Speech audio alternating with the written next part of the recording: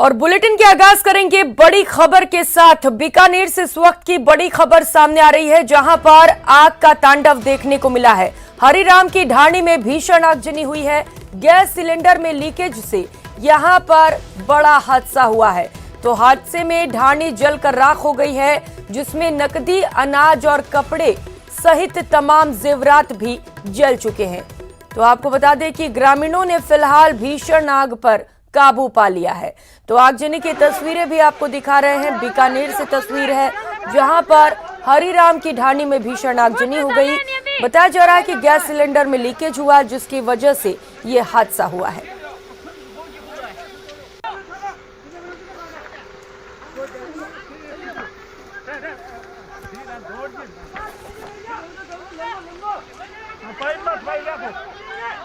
तो ये आगजनी बहुत ही भयानक थी। आप तस्वीर देखकर इस बात का अंदाजा लगा सकते हैं कि कितनी भयंकर आग यहाँ पर लगी है। आप देख सकते हैं कि दूर दूर तक धुएं का गुबार उठ रहा है, लपटें दूर दूर तक उठती नजर आई। लेकिन फिलहाल पूरी आगजनी में राहत की बात यह है कि कोई हताहत नहीं हुआ है और जो गांव के लोग थे उन्होंने आग पर काबू पा लिया है।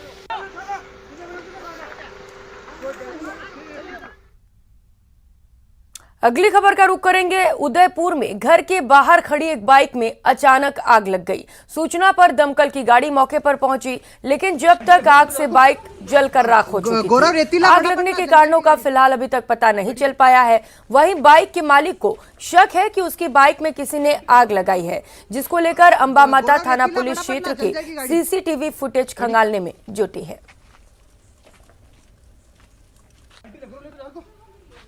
तो उदयपुर से ये तस्वीरें आपको दिखा रहे हैं, जहां पर घर के बाहर एक बाइक खड़ी हुई थी, लेकिन बाइक में अचानक से आग लग जाती है। जब तक दमकल की गाड़ी मौके पर पहुंचती है, बाइक पूरी तरह से जलकर राख हो जाती है। इस पूरी आगजनी में जो बाइक का मालिक है, उसका ये कहना है कि किसी ने आग लगाई है, जिसको लेकर थाने में रिपोर्ट दर्ज कराई गई है। गोरा रेतीला बड़ा पटला चल जाएगी गाड़ी।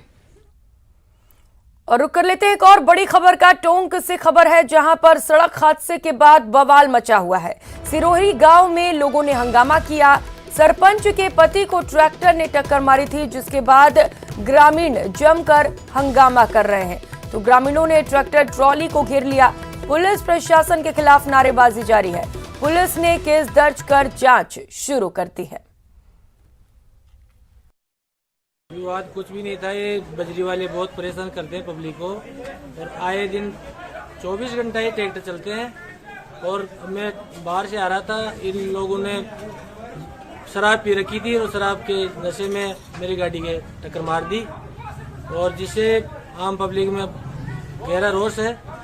सरोली ग्राम में से डेली के कम से कम 200 ट्रैक्टर निकलते हैं, तो हमें इस बात का दुख है कि यहाँ से एक भी ट्रैक्टर नहीं निकलना चाहिए, और बहुत परेशानी हो रही है इस गांव में। नहीं सुनते हैं, गांव में स्पीड से ट्रैक्टर निकलते हैं बदरी के। हम 2-4 बार जाके भी आए हैं, प्रशासन वाले पैसे लेके ट्रैक्टर। और भी ज्यादा जानकारी के साथ सहयोगी दौलत पारिक इस वक्त हमारे साथ जुड़ चुके हैं। दौलत, अभी क्या कुछ अपडेट मामले पर?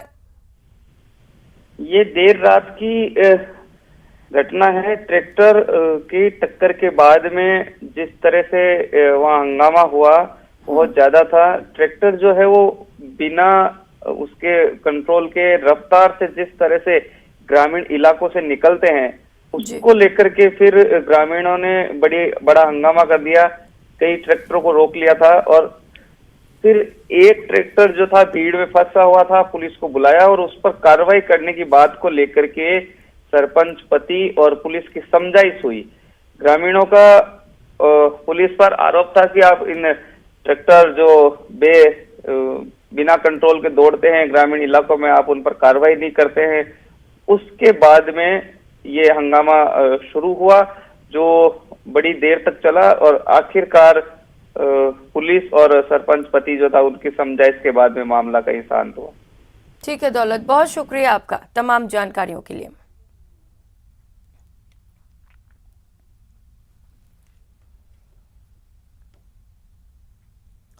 खबरों में आगे बढ़ेंगे। जोधपुर में 2 गुटों में मारपीट हुई। मामले विवाद में 2 पक्षों में झगड़ा हो गया। विवाद का वीडियो फिलहाल वायरल हो रहा है तो एक दूसरे पर लाठियों से हमला करते हुए दोनों पक्ष नजर आ रहे हैं।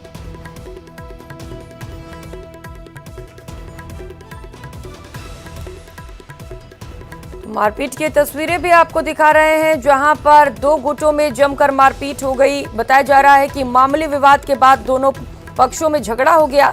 वहीं फिलहाल अब ये मारपीट का वीडियो तेजी से वायरल हो रहा है तो आप वीडियो में देख सकते हैं किस तरीके से एक दूसरे पर लोग लाठियों से हमला कर रहे हैं।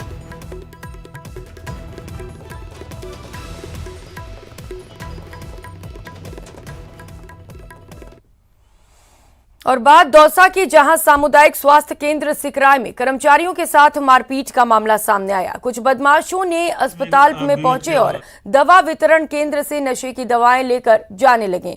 तब डीडीसी पर कार्यरत फार्मासिस्ट ने दवाई ले जाने से रोका तो बदमाशों ने फार्मासिस्ट और वहां मौजूद अन्य कर्मचारियों के साथ मारपीट कर दी। मारपीट की पूरी वारदात सीसीटीवी कैमरे में कैद हो गई। वहीं शिकायत के बाद पुलिस सीसीटीवी फुटेज के आधार पर बदमाशों की तलाश में जुटी है।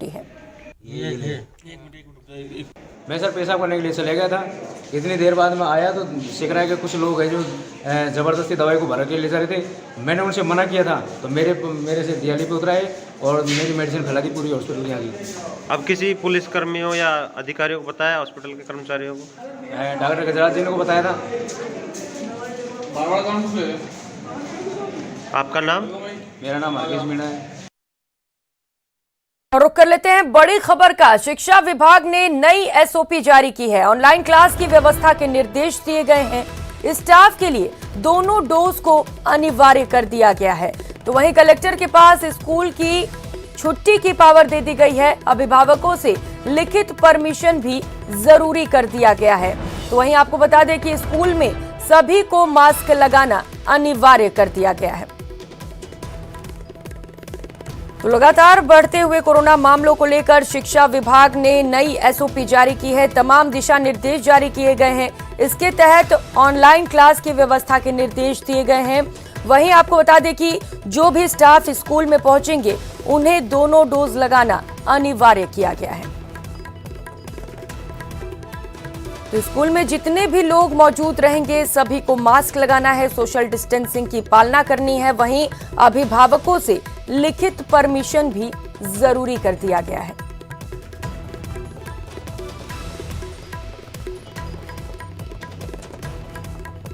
तो जिस तरीके से लगातार प्रदेश में कोरोना के आंकड़े बढ़ रहे हैं, स्थिति खराब होती जा रही है, इसको लेते हुए नई एसओपी शिक्षा विभाग की ओर से जारी किए गए हैं। तमाम सख्त निर्देश दिए गए हैं।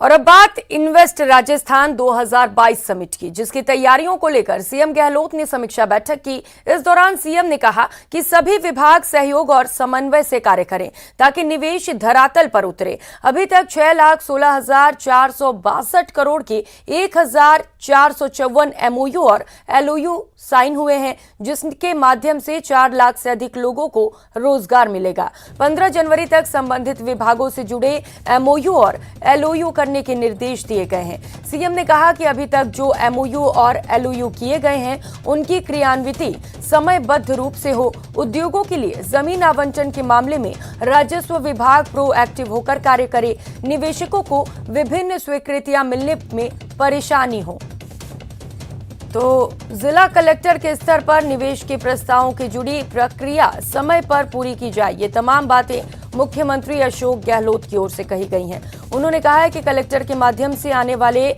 निवेश प्रस्तावों की पर्याप्त मॉनिटरिंग की जाए। समिट को वर्चुअल मोड पर भी रखने के निर्देश दिए गए ताकि अधिक से अधिक निवेशक और उद्यमी वर्चुअली भी जुड़ सके।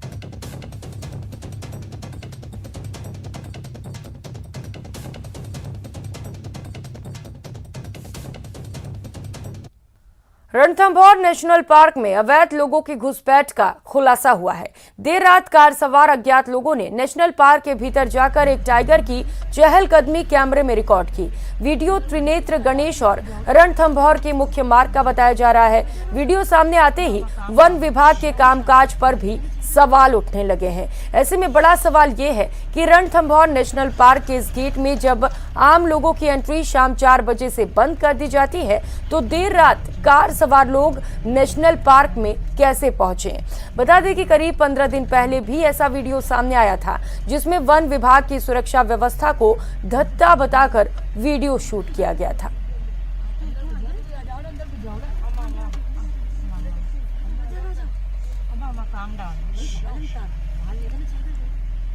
तो वन विभाग की बड़ी लापरवाही इस तस्वीरों के माध्यम से सामने आ रही है, जब रणथंभौर में शाम 4 बजे के बाद आम लोगों के लिए एंट्री बंद हो जाती है। इसके बावजूद देर रात यहां पर आम लोग एंट्री भी करते हैं और बाघ के वीडियोस भी बनाते हैं और धड़ल्ले से उसे निडर होकर सोशल मीडिया पर अपलोड भी किया जाता है। तो ऐसे में बड़ा सवाल यही उठता है कि यहाँ पर सुरक्षा के क्या कुछ व्यवस्था है, अगर आम लोग रात में भी इस तरीके से एंट्री कर रहे हैं।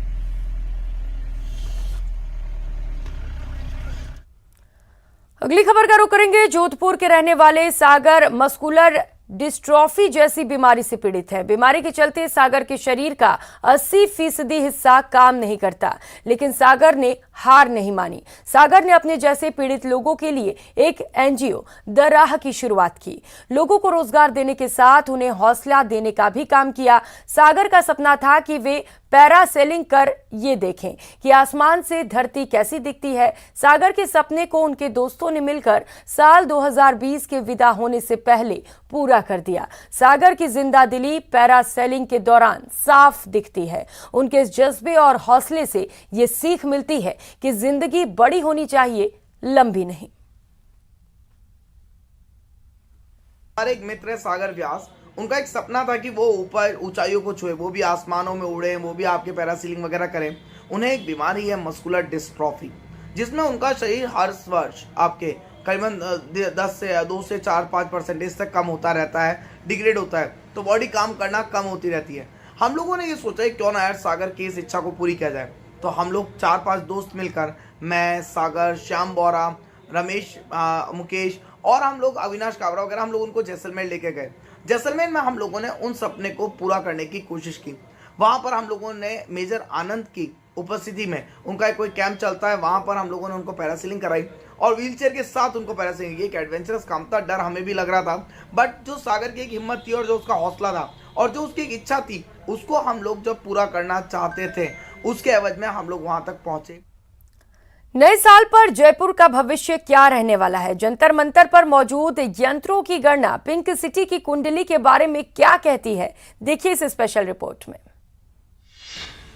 2022 में जयपुर का बेहतर भविष्य।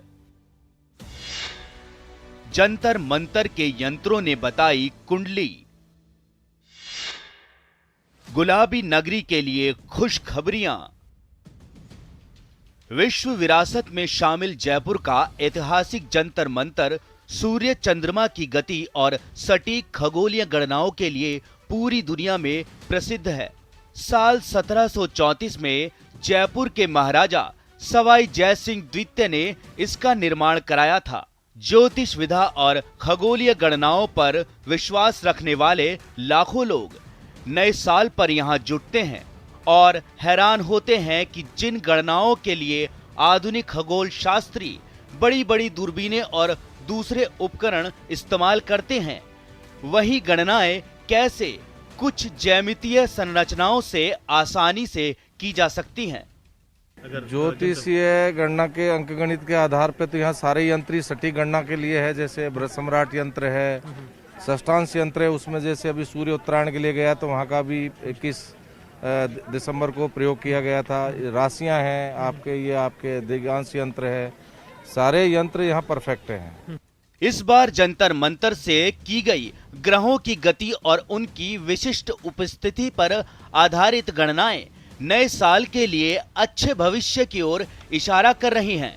न्यूज़ 18 संवाददाता भी साल 2022 में जयपुर का भविष्य जानने पहुंचे। बृहस्पति की पंचमी दृष्टि जो है वो दशम भाव पे पड़ रही है और दशम भाव ज्योतिष में कर्म के लिए होता है, कार्य के लिए होता है, जॉब के लिए होता है। तो बृहस्पति की जहां दृष्टि पड़ती है वो उस कार्य को बढ़ाते हैं। तो इससे ये लगता है कि जयपुर वासियों का व्यवसाय निरंतर बढ़ेगा।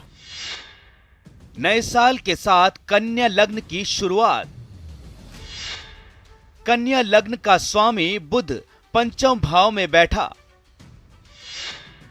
बृहस्पति छठे भाव में बैठा है, शनि पंचम भाव में। बृहस्पति की पांचवी दृष्टि दशम भाव पर पड़ने से कर्म भाव बढ़ेगा।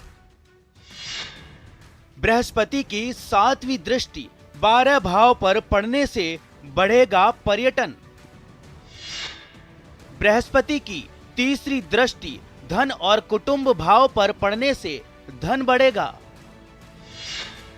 इस वर्ष रोग का नाश होगा और महामारी से मिलेगी निजात।